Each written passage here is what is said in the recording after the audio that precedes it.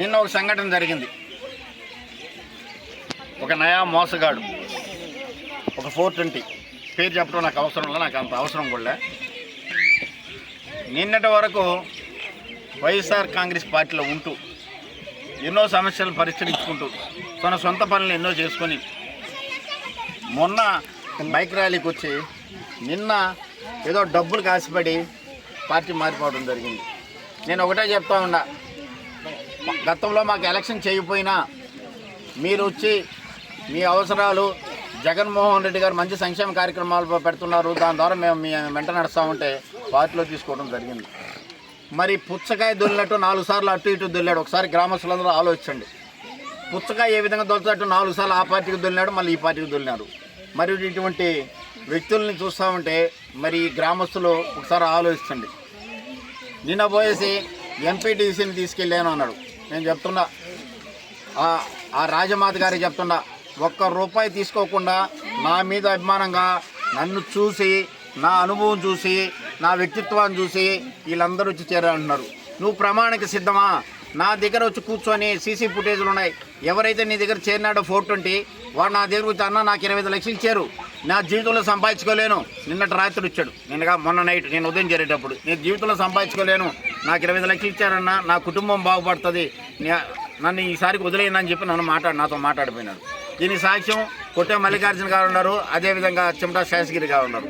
Night 12 గంటల నుంచి 3 గంటల దాకా నాతో ఉండి నా పరిస్థితి నేను అమ్ముడు పోతానని చెప్పుకున్న వ్యక్తి నువ్వు మళ్ళీ వేరే వాళ్ళ గురించి మాట్లాడటం ఎంతవరకు సబబు? ఈరోజు మాకు సర్పంచ్ ఇక్కడే ఉన్నాడు, వైస్ సర్పంచ్ ఇక్కడే ఉన్నారు, మరి గ్రామస్తులు ఇక్కడే ఉన్నారు. మా పార్టీ ఏం కావాలా?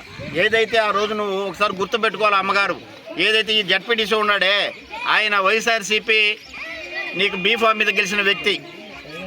అదే తెలుగుదేశం జడ్పీటీసీని మాకు అమ్మేసి ఈ యొక్క మండలంలో తెలుగుదేశం జడ్పీటీసీ లేకుండా పోటీలో బీజేపీ నిలబడిన ఘనత ఆ మహానుభావుడిది.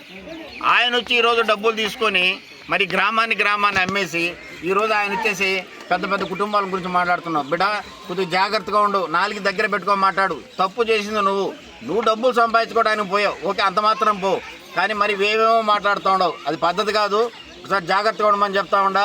ప్రజలు కూడా ఏమో అమాయకులు కాదు, నీ పాటికి నువ్వు దొల్లి నీ సొంత ఖర్చులకు నువ్వు సంపాదించుకుంటా అంటే ఇది చూస్తా గమ్మ ఉండే పరిస్థితి కాదు.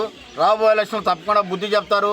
ఎవరైతే ఈ గ్రామాన్ని అభివృద్ధి చేయాలి, గ్రామ ప్రజల యొక్క సమస్యలు పరిశీలిస్తారో వాళ్ళని నమ్ముతారు. కానీ ప్రజలు నిద్ర లేచి నా కుటుంబం, నా సంపాదన, నేను లంచాలు తీసుకొని రోజుకొక పుచ్చకాయ దున్నట్టు ఒక పార్టీకి పోతానంటే ఎవరు నమ్మే పరిస్థితులు లేరు. బిడ్డ చాలా ఒళ్ళు దగ్గర పెట్టుకొని మాట్లాడు. ఏం మాట్లాడుతున్నావు అర్థం కాకుండా మాట్లాడుతున్నావు. నిన్న అక్కడ మాట్లాడిన మాటలు ఒకసారి మళ్ళీ గుర్తు చేస్తా ఉండా.